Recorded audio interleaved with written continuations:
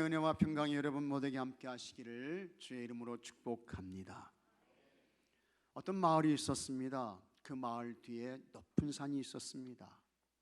그 산이 마을 전체를 마치 병풍처럼 감싸고 있었습니다. 앞에는 좋은 논도 있고 좋은 밭도 있었습니다. 그 마을은 어머니의 품처럼 아주 따뜻하고 포근한 안식처 같았습니다. 그런데 그 마을 뒤에 있는 높은 산에 동굴이 있었습니다. 거기에서 나는 샘물을 마시면 불로 장생한다는 소문이 전설로 전해져 오고 있었습니다. 뭐 한다고요? 불로 장생. 늙지 않는다는 거예요. 오래 산다는 거예요. 그러나 이제는 숲이 우거졌습니다. 사람들의 발걸음이 뜸해졌습니다. 그곳을 찾는 사람들이 거의 없었습니다. 그 마을에 어떤 가정이 있었습니다. 그 집에는 아들만 셋이 있었습니다. 근데 이 아들들이요 좀 독특해요. 어느 날 삼형제가 뒷산에 있는 그 동굴의 샘물에 가보자고 했습니다. 그들은 호기심이 많았습니다. 한번 들은 것은 반드시 꼭 확인을 해야 직성이 풀렸습니다. 그래서 그 삼형제가 직접 마을 뒷산으로 갔어요. 동굴을 찾았어요. 그랬더니 정말 거기에 동굴이 있는 거예요. 그런데 그 샘물을 마시기 위해서는 반드시 꼭 지켜야 할 원칙이 있습니다. 그 원칙이 전해져 내려오고 있는데 그것은 동굴 안에서 말을 하면 죽는다는 것이었습니다. 삼형제가 동굴 샘물에 도착을 했습니다. 세 사람이 입구에서 아주 그냥 입술을 깨물며 다짐을 했습니다. 동굴 안에서는 절대로 말하지 말자. 다짐을 한 거예요. 맹세를 하고 또 맹세를 했습니다. 그리고는 가서 그 샘물을 떠서 마시면 됩니다. 그 샘물에 도착했어요. 그 순간 첫째가 얘들아 여기서는 절대로 말하면 안 돼. 말하면 죽어. 큰형이니까 책임감을 느껴가지고 이 큰형이 그렇게 말해버렸습니다. 이 첫째가 어떻게 해요? 죽었어요. 죽었다고요. 그 모습을 둘째가 옆에서 모두 보았습니다. 그리고 그 순간 둘째가 이렇게 말했습니다. 거봐! 말하면 죽잖아. 둘째도 어떻게 해요? 말을 했어요. 그래서 둘째도 죽었습니다. 동굴 안에서 첫째가 죽었습니다. 둘째가 죽었습니다. 살아남은 사람은 셋째밖에 없는데 기가 막힌 거예요.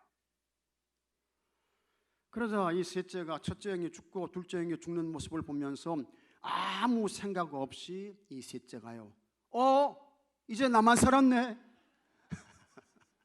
결국 이 셋째도 어떻게 해요? 죽었어요. 근데 다행스럽게도 이거는 진짜가 아니고 유머입니다. 다행스럽죠.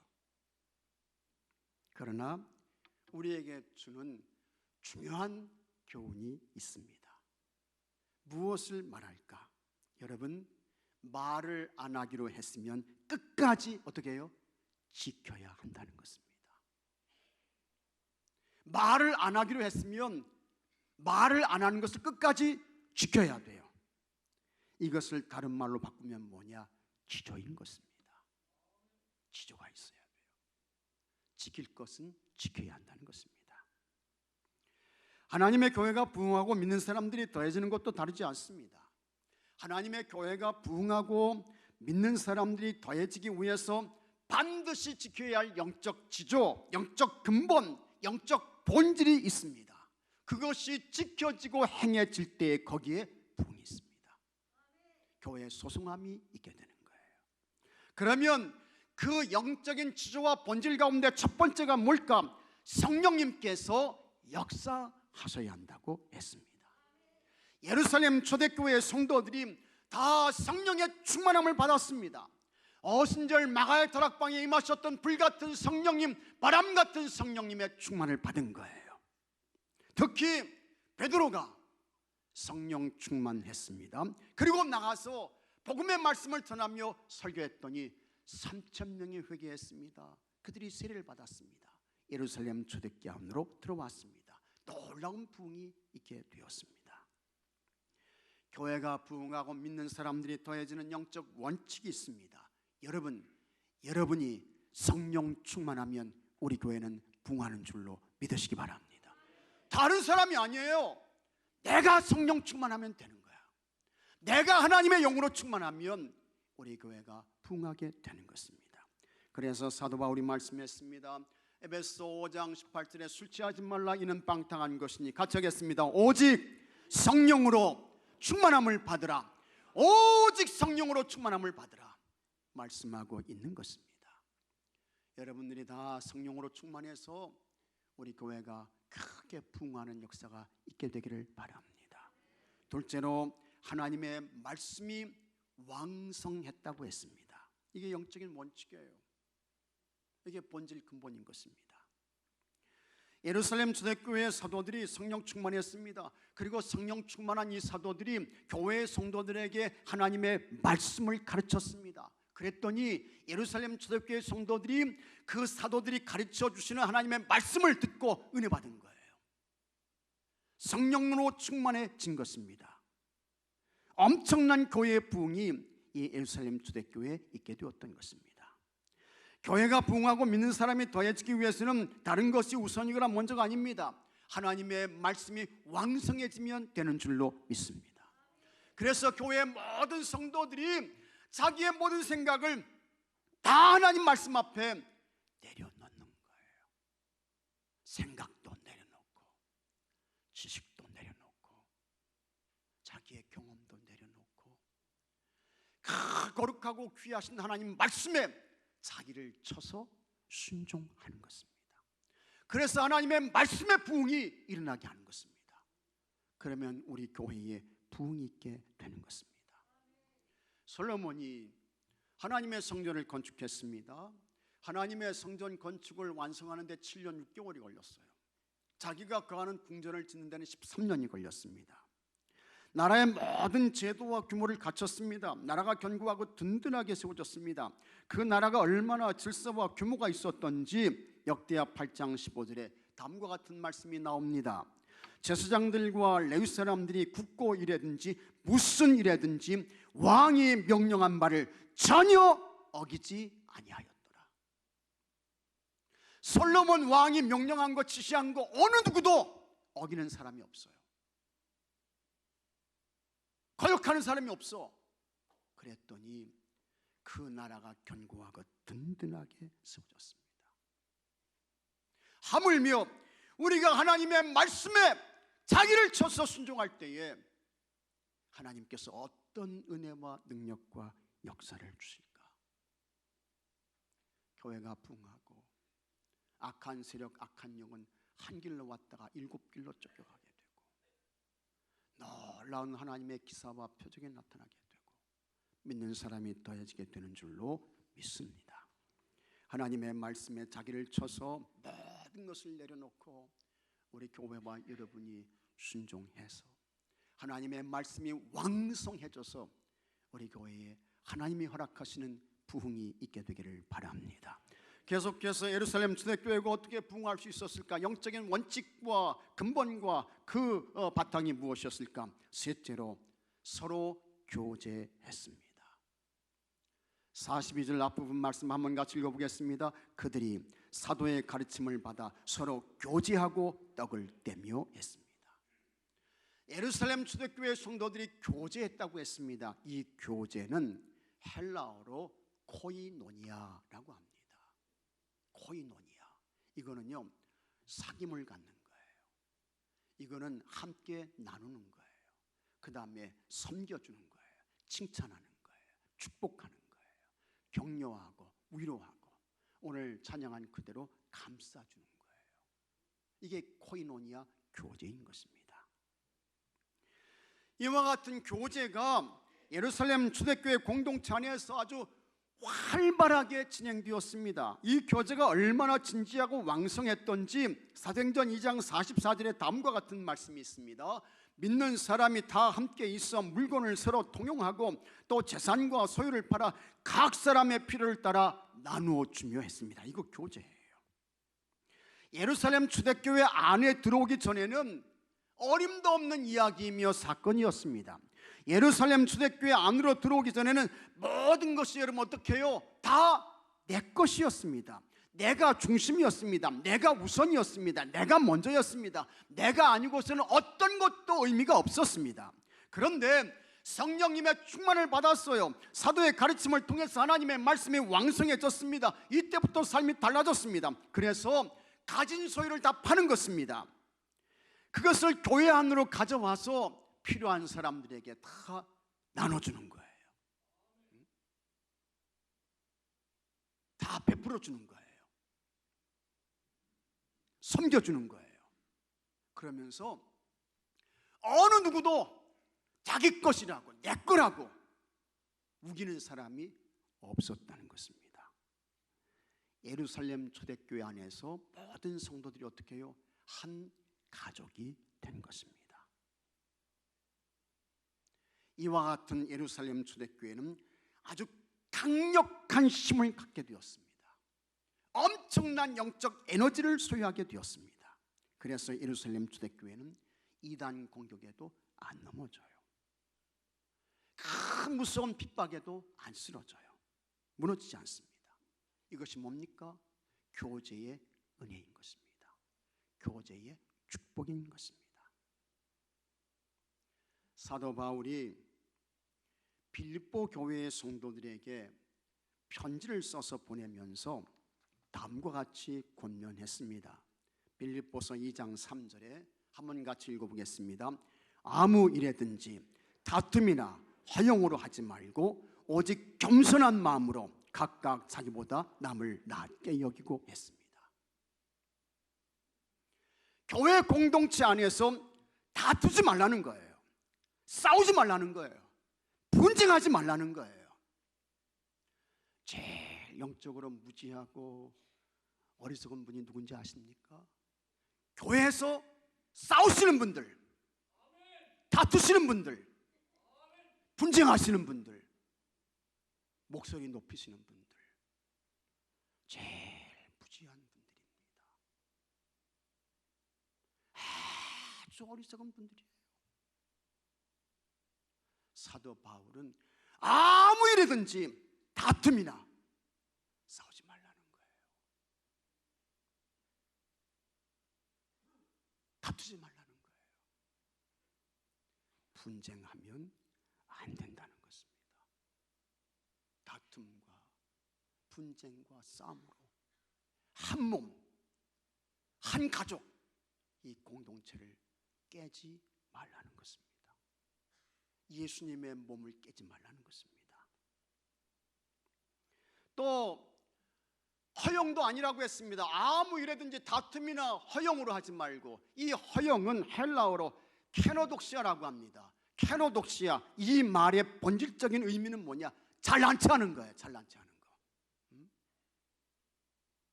자기 자랑을 하는 거예요. 큰 높고 위대하신, 우리를 위해 모든 것을 내어주신 주님 앞에서, 이 십자가 앞에서 여러분, 우리가 뭘 자랑하겠어요? 자랑할 게 뭐가 있어요? 그런데도 자랑하는 사람이 있더라는 거예요. 세상 말로 잘난치 하는 사람이 교회 공동체 안에서 있더라는 거예요. 빌립보 교회에서. 사도 바울이 하는 이야기가 다툼이나 허용으로 하지 말아라. 케노독시야. 자기 자랑하지 마. 교회 공동체 안에서 잘난치 하지 마. 바울이 권면하고 있는 것입니다. 이러면 교회 공동체에 분쟁이 일어난다는 거예요. 싸움이 생기고 파당이 생긴다는 것입니다. 사도 바울은 오직 겸손으로 각각 자기보다 남을 낮게 여기라고 했습니다. 항상 겸손을 잃지 않는 것입니다. 언제나 겸손한 거예요.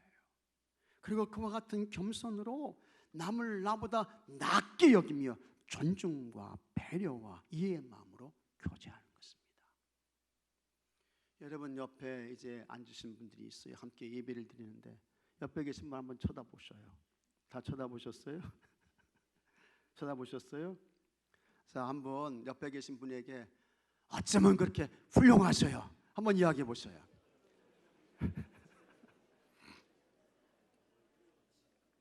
어쩌면 그렇게 훌륭하셔요. 너무 훌륭하셔요. 참 훌륭하셔요. 그게 뭡니까? 남을 나보다 낮게 여기면서 교제하는 거예요. 사귐을 갖는 거예요. 칭찬하고 위로하고 축복하고 남을 나보다 낮게 여기면서 존중하고 배려하고 이해하고, 그러면 이 공동체가 사랑의 공동체가 되고 치유의 공동체가 되고 회복의 공동체가 되고, 정말 예수님 안에서 우리는 하나구나, 정말 예수님 안에서 우리는 한 지체구나, 이게 경험되어지고 믿어지게 되는 것입니다. 거기에 부흥이 있게 되는 거예요. 믿으시면 아멘 하시기 바랍니다. 예루살렘 초대교회 성도들은 이 교제가 습관이 되었습니다. 예루살렘 초대교회는 복잡한 교회였습니다. 그래서 유대인 중에 기독교인이 된 사람이 있어요. 이방 사람 가운데 헬라 사람인데 예수 믿어서 기독교인이 된 사람이 있어요. 또 주인이면서 기독교인이 된 사람이 있어요. 또 어떤 사람은 종으로 있다가 예수님 믿어가지고 기독교인이 된 사람이 있어요. 그들이 다 예루살렘 교회 공동체 안에 들어온 거예요. 그리고는 다 함께 예수님 앞에서 똑같이 예수님의 살과 피를 먹고 마시는 성찬을 받는 거예요. 그리고 함께 애찬을 나눠요. 서로 교제하기를 부지런히 했습니다. 그런 예루살렘 초대교회에 하나님께서 부흥을 주셨습니다. 한 취업 어떤 준비생이 있었습니다. 아주 취업 준비를 잘했습니다. 그래서 필기시험이 어려웠는데 우수한 성적으로 1차 필기시험에 합격을 했습니다.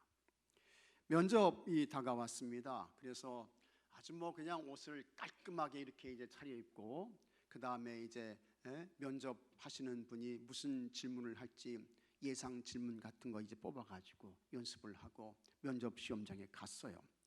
그게 긴장되죠. 많이 이제 떨지 않으려고 애를 썼습니다. 면접 시험이 시작되었습니다. 이런저런 질문을 면접관들이 했습니다. 이 청년이 하나도 빠짐없이 아주 그냥 똑똑하게 대답을 잘했습니다. 무사히 면접 시험을 마쳤습니다. 이제 인사를 하고 나오면 면접은 끝나는 거예요. 그런데 이 취업 준비생에게는 방에서 나올 때마다 불을 끄는 습관이 있었어요. 하여튼 방에서 나올 때마다 불을 꺼. 이게 습관이야. 이 청년은 그만큼 아끼고 전략하고 점검하고 확인하고, 이게 이제 습관이 된 그와 같은 청년이었습니다. 좋은 거죠. 그날도 면접 시험을 잘 마쳤습니다. 그리고 인사를 하고 나오면 되는데 이게 습관이 돼가지고 면접 시험 보고 나오면서 불을 껐어요. 습관이 돼가지고. 근데 워낙 시험 성적도 좋고 면접도 잘해가지고 합격하는 데는 전혀 지장이 없었습니다. 습관이 이렇게 중요하다라고 하는 것을 이야기하는 것입니다. 교회도 마찬가지입니다. 각각 개인의 성도도 다르지 않습니다. 우리는 남을 나보다 낮게 여기며 아주 겸손한 마음으로 교제의 삶을 살고 축복의 삶을 살고 격려의 삶을 살고 위로자로 살고 감싸주는 사람으로 살아야 할 줄로 믿습니다. 이것이 습관이 된 교회가 되어야 하고, 이것이 습관이 된 성도들이 되어야 할 줄로 믿으시기 바랍니다. 그러면 교회 부흥하는 거예요. 이 따뜻한 교제가 습관이 된 교회가 되어야 돼요. 이게 습관이 된 성도가 되어야 돼. 그래야 교회가 부흥하게 되는 것입니다. 교제와 사귐과 축복과 격려와 칭찬이 습관이 된 좋은 교회가 되고 여러분들이 다 좋은 성도들이 되셔서 믿습니까 여러분? 좋은 그와 같은 성도님들이 되셔서 여러분들을 통해서 우리 교회에 부흥이 있게 되고 우리 교회에 믿는 사람들이 더해지는 은혜가 있게 되기를 바랍니다. 넷째로 오로지 기도했습니다. 42절 말씀 한번 같이 읽어보겠습니다. 그들이 사도의 가르침을 받아 서로 교제하고 떡을 떼며 오로지 기도하기를 심쓰니라. 아멘. 뭐 그냥 기도했다고 표현해도 아무 문제가 없어요. 그러나 예루살렘 초대교회는 오로지 기도했다 말씀하고 있는 것입니다. 그러므로 예루살렘 초대교회는 강력한 여러분 기도의 공동체였다는 것입니다. 오로지 기도했다. 이것은 오로지 여기에는 다른 선택의 여지가 있다는 거예요, 없다는 거예요? 없다는 거예요. 다른 두 번째 대안이나 대책이 없다는 거예요.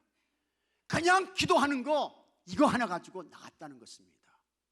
이게 예루살렘 초대교회였습니다. 우리가 어떤 일을 계획하거나 준비할 때에 최선의 일안을 준비합니다. 제1 시나리오예요. 그 다음에 혹시라도 이것이 안 되면 제2의 시나리오, 제2안을 준비해요. 이것도 안 되면 어떡할 거냐 해가지고 제3안을 준비해요. 제3 시나리오입니다. 이와 같은 과정을 통해서 일을 진행하고 추진하는 것입니다.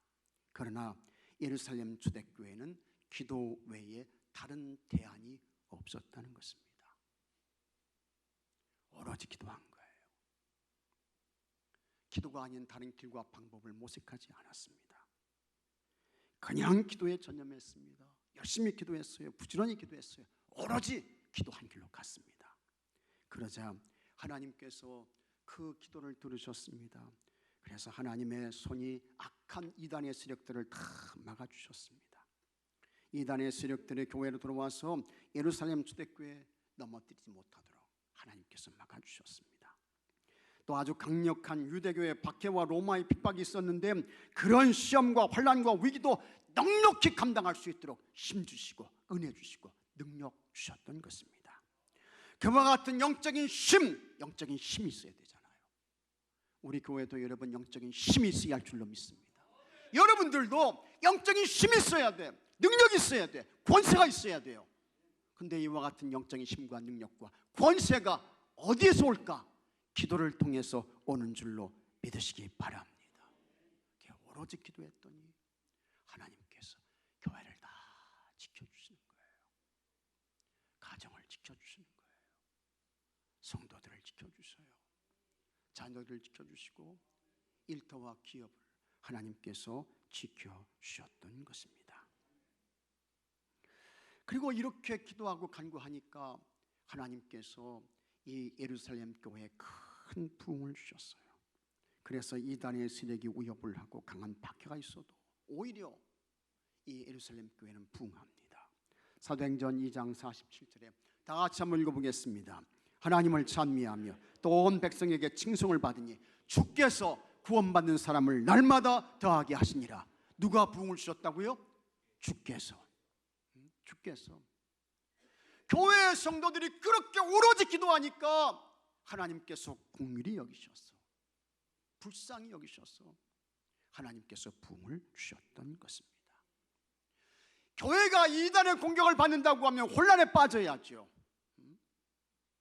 강력한 핍박이 온다고 하면 사람들이 교회를 떠나서 세상으로 가야죠. 그러나 예루살렘 초대교회는 전혀 그런 게 없었습니다. 오히려 부흥하는 거예요. 믿는 사람들이 많아져요. 어떻게 그렇게 될 수 있었을까? 교회의 성도들이 오로지 기도했던 것입니다. 기도를 멈추지 않고 기도의 자리에 떠나지 않고 부르짖어 기도하고 전심으로 기도하고 힘껏 기도하고 이 교회의 성도들이요 이와 같은 내용을 가지고 기도했습니다. 사도행전 4장 29절에 한번 같이 읽어보겠습니다. 주여 이제도 그들의 위협함을 굽어보시옵고 또 정들로 하여금 담대히 하나님의 말씀을 전하게 하여 주시오며 손을 내밀어 병을 낫게 하시옵고 표적과 기사가 거룩한 종 예수의 이름으로 이루어지게 하옵소서. 아멘. 이렇게 기도한 거예요. 우리의 위협함을 하나님 살펴주세요. 그런 가운데서도 담대히 하나님 말씀 전하게 해주세요. 손을 내밀어 기도할 때 병든 자가 낫게 해주시고 기사와 표적이 교회 안에 있게 해주세요. 오로지 기도한 거예요. 하나님께서 이 기도를 들으셨습니다. 그래서 성령으로 충만케 하시고 초대교회에 기사와 표적이 나타나요. 치유와 회복이 일어나요. 예루살렘 초대교회가 크게 부흥했던 것입니다. 여러분, 세계적인 자동차 왕 누굽니까? 헨리 포드 아실 것입니다. 헨리 포드, 자동차를 만든 사람이에요. 이 사람이 70세가 되었을 때 기자가 찾아와서 묻습니다. 포드 선생님, 일생을 돌아보실 때 선생님의 손으로 하셨던 일 가운데 가장 위대한 업적이 무엇이었다고 생각하십니까? 이 기자는 질문을 하면서 내가 자동차를 만들어냈습니다, 뭐 이런 대답을 기대했던 것 같아요. 근데 이 포드의 대답은 전혀 아니었습니다. 이 사람이 이렇게 말합니다. 제가 이 두 손으로 이룬 가장 멋진 일이 있다면 그것은 두 손 모아 하나님께 기도한 것입니다. 자동차 만든 거 아니라는 거예요. 고장난 자동차 고친 거 아니라는 거예요. 뭐 엄청난 대규모의 자동차를 만들어낼 수 있는 공장 지은 거 그거 아니라는 것입니다. 그거 아니라는 거예요. 오직 평생을 두고 두 손 모아 하나님께 기도한 것, 이것이 내가 한 것 가운데 가장 위대한 일입니다. 최고의 귀한 일입니다. 이 대답을 한 거예요. 그러니까 이 헨리 포드는 어떤 사람이었습니까? 기도의 능력을 아는 사람이죠. 기도의 권세를 아는 사람이에요. 그리고 아는 것으로 끝나는 것이 아니고 이건 반쪽밖에 안 돼요. 진짜 본인 자신이 기도한 거예요. 두 손 모아 기도한 것입니다. 사람은 여러분 누구나 다 손이 있습니다. 여러분 손 한번 보셔요. 다 손이 있으시죠? 손 없으신 분 있으셔요? 여러분들 손을 보실 때 어떤 분은 아이고 참 이 손이 참 이렇게 이쁘네 뭐 이런 생각 하시는 분들도 있겠죠. 이 손을 보게 되면 손이 이게 각가지 다 다릅니다. 손이 큰 사람도 있고 손이 작은 사람도 있고, 그 다음에 어떤 사람은 손이 거친 사람도 있고, 그건 뭐 어떤 사람은 뭐 손이 고운 사람도 있고요. 어떤 사람은 일을 많이 해가지고 이 손에 있는 지문이 다 닳아서 없어지신 그런 분들도 있을지 모르겠습니다. 다 이렇게 이제 손이 이제 달라요. 그런데 여러분의 손이 여러분 누구에게 이쁘게 아름답게 보여져야 될까? 사람에게 아이고 어쩌면 그렇게 손이 이쁘셔요, 물 한 방울 안 묻힌 것 같아요. 이거 여러분 소용없는 거예요. 이거 소용없는 거예요. 이거 아무것도 아닌 거예요. 이 손이 누구에게 이쁘게 보여져야 할까? 하나님께 이쁘게 보여지고 하나님께 아름답게 보여져야 할 줄로 믿습니다. 하나님께 이게 이쁘게 보여져야 돼. 아름답게 보여져야 돼. 그러면 하나님은 과연 어떤 사람의 손을 이쁘게 보시고 아름답게 보실까? 다이아몬드를 낀 그와 같은 손일까? 제가 2부 예배 드릴 때요, 이 다이아몬드 해야 되는데 다이아몬지 그랬어요. 그랬더니 사람들이 다 무서워. 말이 잘못 나와가지고 다이아몬드 그래야 되는데 다이아몬지 그랬더니 다 웃어요. 근데 이 손에 다이아몬드 아주 비싼 몇 천만 원짜리 다이아몬드 이 반지가 끼워지면 하나님이 그 손을 이쁘게 보실까? 다이아몬드 말이죠. 다이아몬드가 아니고. 그 다음에 여러분의 손에 그냥 10냥짜리 이 금가락지가 이게 끼워져 가지고 하나님이 그 손 보시고 야, 네 손 이쁘다 이렇게 말씀하실까? 아닙니다. 여러분, 손이 거칠어도 상관없어요. 일 많이 하셔서 손에 있는 지문이 닳아 없어져도 관계없습니다. 그러나 여러분, 그 손 가지고 기도하게 되면 하나님께서 그 손 아름답게 보시는 줄로 믿으시기 바랍니다. 그 손 하나님께서 이쁘게 봐주시는 거예요. 그리고 하나님께서 그 기도를 들으시고 여러분이 소원하고 간구하며 아뢰는 거, 그 기도하는 손에 하나님께서 쥐어주시는 줄로 믿으시기 바랍니다. 이게 기도예요. 이게 기도인 것입니다. 이런 아주 귀한 말이 있습니다. 그리스도인은 자신이 영위하고 있는 기도 생활 이상으로 성장하지 못한다. 꼭 맞는 이야기예요. 그리스도인은 자신이 영위하고 있는 기도 생활 이상으로 성장하지 못한다. 기도의 수준이 그 사람의 수준이라는 거예요. 기도의 수준이. 옳은 이야기죠. 기도의 폭이 좁으신 분은 인생의 폭이 좁으신 것입니다. 기도의 깊이가 얕으신 분은 그 인생의 깊이가 얕으신 거예요. 기도의 높이가 높지 않으신 분, 그 인생이 낮은 거예요. 기도의 길이가 짧으신 분들, 그 인생의 길이가 짧은 것입니다. 이것은 교회도 마찬가지입니다. 기도의 폭이 넓은 교회 항상 부흥하게 되는 것입니다. 하나님께서 주시는 능력을 받아서 마귀의 세력을 멸하고 하나님 나라 천국을 확장시켜 나가요. 여러분의 가정에서도 기도의 사람이 있을 때에 여러분의 가정에 하나님이 주시는 치유가 있고 기적이 있고 회복이 있고 소성함이 있게 되는 줄로 믿으시기 바랍니다. 그래서 E.M. 바운주가 이런 말을 했습니다. 무릎 꿇을 줄 아는 자가, 같이 하겠습니다. 가장 강한 자다. 가장 강한 자다. 누가 강한 자라고요? 무릎 꿇을 줄 아는 사람이. 무릎 꿇는 건 뭡니까? 기도하는 거죠. 기도하는 사람이 가장 강한 자다 말씀하고 있는 거예요. 이것을 교회에 적용해서 말하면 무릎 꿇는 교회가 가장 능력 있는 교회다. 믿습니까 여러분? 그렇게 되는 거예요. 그렇게 되는 거예요. 무릎 꿇을 줄 아는 교회, 그런 성도들이 모인 교회가 가장 강한 교회, 힘 있는 교회가 되는 것입니다. 여기 무릎으로 사는 그리스도인이라는 책이 있습니다. 기회가 되시면 한번 꼭 구입해서 여러분 한번 읽어보십시오. 꽤 오래된 그와 같은 책인데요, 거기에 이런 이야기가 나옵니다. 어찌하여 수많은 그리스도인들이 그토록 좌절하는가? 여기 계신 분들 가운데 좌절하신 분이 있습니까? 그 이유는 기도를 너무 적게 하기 때문입니다. 기도가 적어서 좌절하신 거예요. 어찌하여 수많은 교회 봉사자들이 그토록 자주 용기를 잃고 낙심하는가? 용기 잃으셨습니까? 낙심하셨어요? 그 이유는요, 기도를 너무 적게 하기 때문입니다. 어찌하여 현대 교회들이 하나님을 향한 뜨거운 불이 꺼져 있는가? 하나님을 향한 불이 꺼졌습니까? 열정이 식었어요? 그 이유는 진실한 기도가 너무 적기 때문이다. 우리가 분명히 알아야 할 것은 모든 실패의 요인이 은밀한 기도의 결핍에 있다는 것이다. 그리스도인들이 중요시할 일 중에 기도보다 우선되는 것은 없는데도, 그런데요, 기도보다 더 무시되고 있는 것 또한 없다. 기도가 이렇게 중요한데, 이렇게 우선이 돼야 되는데 우리 성도의 삶 속에서 기도보다 무시되는 것이 또 없다는 거예요.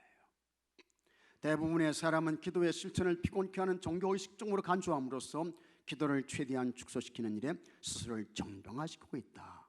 그 다음에 이런 이야기도 나옵니다. 아침부터 저녁까지 그리스도를 위해 일할 수도 있고 장시간 성경 공부를 할 수도 있다. 그리고 아주 열렬하며 진실하며 흡족할 만큼 전도와 개인적인 교제에 힘쓸 수도 있다. 그러나 이 가운데 어느 한 가지도 깊은 기도가 없는 한 진정한 효력은 기대하기 어렵다. 기도가 없으면요, 다 헛수고가 된다는 거예요. 기도가 없으면 다 허탕이 된다는 거예요. 그만큼 기도가 중요하다는 것입니다. 그래서 예수님은 공생의 사역을 시작하실 때 제일 먼저 하신 것이 여러분 40일을 금식하며 예수님 기도하셨던 것입니다. 한날의 사역을 시작하면서 새벽을 깨워서 예수님께서 기도하셨습니다. 한적한 곳에 가셔서 기도하셨어요. 밤을 새워가며 기도하셨습니다. 산에서 기도하시고 들에서 기도하시고 십자가 죽음을 앞에서 놓고서는 겟세마네 동산에서 기름을 짜내는 기도를 하셨습니다.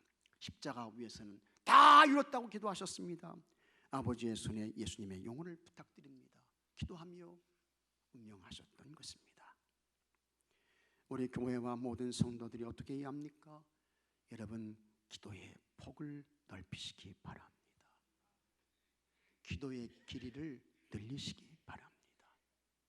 기도의 넓이를 좁히면 안 됩니다. 기도의 샘이 마르면 교회에 부흥은 없습니다. 기도의 우물이 닫히면 여러분 가정에도 은혜와 축복이 없습니다. 여러분은 모두 여러분 한번 같이 하겠습니다. 기도의 용사. 기도의 용사. 여러분 다 기도의 용사 되시고 여러분은 다 기도의 대장부가 되시기를 바랍니다.